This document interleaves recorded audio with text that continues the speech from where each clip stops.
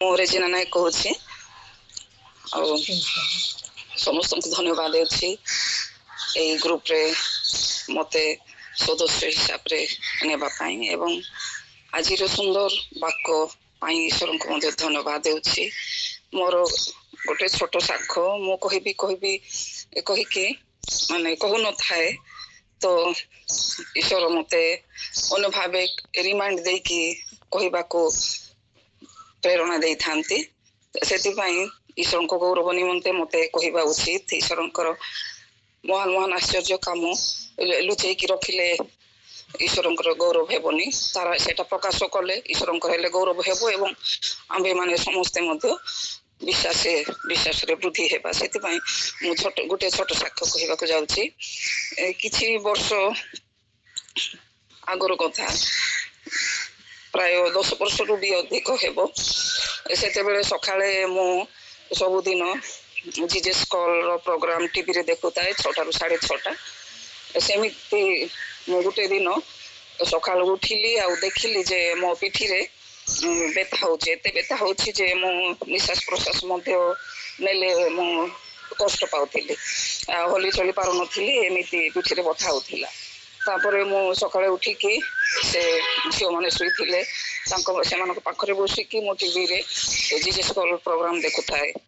ଆଉ ପଲଦିନା କଣ ବ୍ରଦର ସେଇଟେ ବାକ୍ୟ ଦେଇକି ବାକ୍ୟ ଶେଷ କଲା ପରେ ତାଙ୍କେ ପ୍ରାର୍ଥନା କଲେ ଆଉ ମୁଁ ସେ ପ୍ରାର୍ଥନାରେ ଯେମିତି ସବୁଦିନ ରେସ୍ପଣ୍ଡ କରେ, ମାନେ ୟେସ୍ ଲର୍ଡ ଆମେନ୍, ମୁଁ ସେମିତି କହୁଥାଏ। ତାପରେ ହଠାତ୍ ମୁଁ ଫିଲ୍ କଲି ଯେ ମୋ ଡାହାଣ କାନ୍ଧରେ ମାନେ ହାତର ସ୍ପର୍ଶ ମୁଁ ଫିଲ୍ କଲି। ତାପରେ ସେଇ ସମୟ ଠାରୁ ମୋର ପିଠିର ବଥା ଚାଲିଗଲା। ଆଉ ଏଇ 10-12 ବର୍ଷ ଆଉ ମୋ ପିଠିର ବଥା ମାନେ ଫିଲ୍ କରିନି। ଆଉ ମୁଁ କାଲି ନାଇଁ ରବିବାର ମୁଁ ସକାଳେ ଚର୍ଚ୍ଚକୁ ଯାଉଥିଲୁ। ଚର୍ଚ୍ଚକୁ ଯିବା ସମୟରେ ହଠାତ୍ ମୋର ମାନେ ପିଠିରେ ବଥା ମୁଁ ଫିଲ୍ କଲି। ବେଶୀ ବଥା ନଥିଲା କିନ୍ତୁ ବଥା ଥିଲା। ଚର୍ଚ୍ଚକୁ ଯାଇକି ବସିଲୁ, ସେତେବେଳେ ମୁଁ ସେ ଫିଲ୍ କରିନି। ତାପରେ ଆଉ ଥରେ ଚର୍ଚ୍ଚରୁ ବାହାରିକି ଚାଲି ଆସୁଛୁ, ସେତେବେଳେ ଆଉ ଫିଲ୍ କଲି। ଆସିକି ସେମିତି ବ୍ୟଥା ନେଇକି ମୁଁ ଘରର କାମ କଲି, ରୋଷେଇବାସ। ତାପରେ ସେଇ ରବିବାର ସାରା ଦିନ ଟିକେ ବେଶୀ ଥିଲା। ତାପରେ ମୁଁ କାଲି ପ୍ରେୟାର ପାଇଁ ମୁଁ ରିକ୍ୱେଷ୍ଟ ଦେଇଥିଲି ମୋ ପିଠିରେ ଟିକେ ବଥା ଅଛି କହିକି। ସେତେବେଳେ ପବିତ୍ର ଆତ୍ମା ମୋ ଅନ୍ତରରେ କଥା କହିଲେ। ମୁଁ ଏତେ ଦିନ ଭୁଲି ଯାଇଥିଲି ଯେ ସେ ଗତ କେତେ ବର୍ଷ ଆଗର ସେଇ କଥା। ତ ସେତେବେଳେ ମୁଁ ଯେତେବେଳେ ଭଉଣୀ ପ୍ରାର୍ଥନା କରୁଥିଲେ, ସେତେବେଳେ ପବିତ୍ର ଆତ୍ମା ମୋ ଅନ୍ତରରେ କଥା କହିଲେ। ତ ମତେ ମନେ ପଡିଲା, ହଁ କେତେ ବର୍ଷ ଆଗରୁ ମତେ ମଝିରେ ପିଠି ବଥା ହୁଏ, ମୋର ସ୍ପଣ୍ଡିଲାଇଟିସ୍ ମଧ୍ୟ ଥିଲା। ଆଉ ଯେତେବେଳେ ମୁଁ ସ୍ପର୍ଶ ଅନୁଭବ କଲି ତା ପରଠାରୁ ଆଉ ମୋର ଏତେ ବର୍ଷ ମୋର ପିଠିରେ ବଥା ନଥିଲା। ଆଉ ଆଜି ହଠାତ୍ ମତେ ପିଠିରେ ବଥା ହଉଛି, ତ ମୁଁ ମାନେ ଗିଲ୍ଟ ଫିଲ୍ କଲି।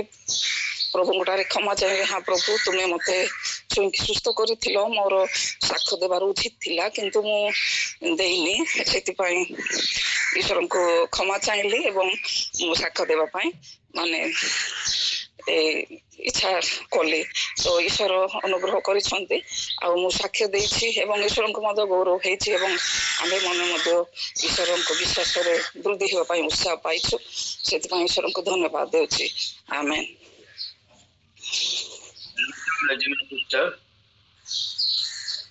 ଯାହା କିଛି ରେଜିନା ସିଷ୍ଟର ବର୍ତ୍ତମାନ କହିଲେ, ଆପଣ ମାନେ ଶୁଣିଲେ, ଆପଣ ମାନେ ମନେ ରଖନ୍ତୁ, ସମସ୍ତେ ଆମେ ପ୍ରଭୁଙ୍କର ବାକ୍ୟ ଶୁଣୁ, କିନ୍ତୁ ଆମର ବିଶ୍ୱାସର ମାପ ଅନୁଯାୟୀ, ପରିମାଣ ଅନୁଯାୟୀ, ଆମର ବିଶ୍ୱାସର କାପାସିଟି ଅନୁଯାୟୀ ଆମମାନେ ତାର ଲାଭ ପାଇଥାଉ। ଠିକ ମତେ ବୁଝେଇ ପାରିଲେନି? ଆମମାନେ ଶୁଣୁ, ସେ ସାକ୍ଷ୍ୟ ଦଉଛନ୍ତି, ଏ ସାକ୍ଷ୍ୟ ଦଉଛନ୍ତି, ସେ ସାକ୍ଷ୍ୟ ଦଉଛନ୍ତି, କାଇଁ ମୋ ଜୀବନ ତ କିଛି ହଉନି। ଥରେ ଆମେ ଭାବୁ, ଆପଣ ମାନେ ଭାବନ୍ତି ନା ନାଇଁ? ମୁଁ ଭାବେ, ମୋ ପାଖରେ ଯଦି ସେମିତି କିଛି ଗୋଟେ ହୁଅନ୍ତା, ଘଟଣା ଘଟନ୍ତା, ହୁଏତ ମୋ ସାକ୍ଷ୍ୟ ଦିଅନ୍ତି, କିନ୍ତୁ ଦେଇପାରୁନି। କିନ୍ତୁ ଏବେ ମତେ ପ୍ରଭୁ ସେ ବୁଝଉଛନ୍ତି, ଯେମିତି ଭଉଣୀ କହୁଥିଲେ ସେପଟେ ମେସେଜ ଚାଲିଥିବ ଏପଟେ ଆମେନ୍ ପ୍ରେଜ ଦ ଲର୍ଡ। ଏଇ ସବୁ କରିବା ଦ୍ୱାରା କଣ ଯେ ଆମେ ସେଇ ଆଶୀର୍ବାଦର ଭାଗି ହେଇଯାଉ। ସେ ଆଶୀର୍ବାଦର ସେଠି ଆଉ ରହେନି, ସେଟା ଆମ ପାଖକୁ ସିଫ୍ଟ କରିଯାଏ। ଆପଣ ବୁଝିପାରୁଛନ୍ତି ନା ମୁଁ ଜାଣିପାରୁନି। ଆପଣ ମାନେ ତାର ଅଂଶ ଅଧିକାର କରିଯାଆନ୍ତି। ତେଣୁ ଯେତେବେଳେ କୋଉଠି ଜାଗାରେ ପ୍ରାର୍ଥନା ହଉଛି, କୋଉ ଜାଗାରେ ବାକ୍ୟ ଦିଆ ହଉଛି, କଣ୍ଟିନ୍ୟୁଅସ୍ କୋଉ ବ୍ୟବହାରରେ ପରିଣତ କରିଦିଅନ୍ତୁ ବା ପ୍ରାକ୍ଟିସରେ ପରିଣତ କରନ୍ତୁ ଆମେନ୍ କହିବାଟା, ପ୍ରେଜ ଦ ଲର୍ଡ କହିବାଟା। ଗୋଟେ ପରିବର୍ତ୍ତନ ଦରକାର। ଆପଣ ଯେମିତି ଥିଲେ ଗତକାଲି ଆଜି ସେମିତି ହବେନି, ଆହୁରି ଟିକେ ଅଧିକା ପ୍ରଭୁ ପାଖକୁ ଆସିବାକୁ ହେଲେ ପ୍ରଭୁଙ୍କ ସହିତ ନିବିଡ଼। ଆପଣ ସାଙ୍ଗେ ଘରକୁ ଟିକେ ଆସିଛି, କଥାବାର୍ତ୍ତା କରୁଛି, ଆପଣ କଣ ମୁକ ସାକ୍ଷୀ ପରିକା ଛିଡା ହେଇକି ଅନେଇଥିବେ ତାକୁ? ଆପଣ ବି କିଛି କିଛି କହୁଥିବେ ନା। ସେମିତି ପ୍ରଭୁଙ୍କର ବାକ୍ୟ ଶୁଣିଲା ବେଳକୁ, ପ୍ରଭୁଙ୍କର ସାକ୍ଷ୍ୟ ଶୁଣିଲା ବେଳକୁ, ପ୍ରାର୍ଥନାରେ ଯୋଗ ଦେଲା ବେଳକୁ ଆପଣଙ୍କ ମୁହଁରୁ ନିରନ୍ତର ପ୍ରଭୁଙ୍କର ଧନ୍ୟବାଦ ହଉ, ଆମେନ୍ ବୋଲି କୁହନ୍ତୁ। Thank you sister, God bless you. ଆପଣଙ୍କର ସାକ୍ଷ୍ୟ ଗୁଡାକ ବହୁତ ବହୁତ ବଢିଆ ବଢିଆ ଚମକପ୍ରଦ ସାକ୍ଷ୍ୟ ମୁଁ ଯେତେବେଳେ ବି ଶୁଣେ ସବୁବେଳେ ଇଣ୍ଟରେଷ୍ଟିଂ ସାକ୍ଷ୍ୟ, ଆଉ ସେଟା ଆମ ସମସ୍ତଙ୍କୁ ଉତ୍ସାହିତ କରେ। ଗଡ୍ ବ୍ଲେସ ୟୁ। ଆଉ ଆଜି ମାଧୁରୀ ସିଷ୍ଟର ମତେ ଯୋଉ ବାକ୍ୟ ଦେଲେ ଗୋଟେ ଡିଫରେଣ୍ଟ ଆଙ୍ଗେଲ ରୁ ସେ ଆଣିକି ଥୋଇଲେ।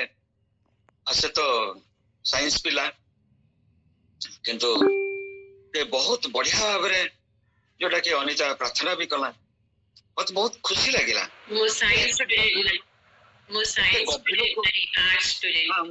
ହଁ ମୁଁ ବି ସେରକମ।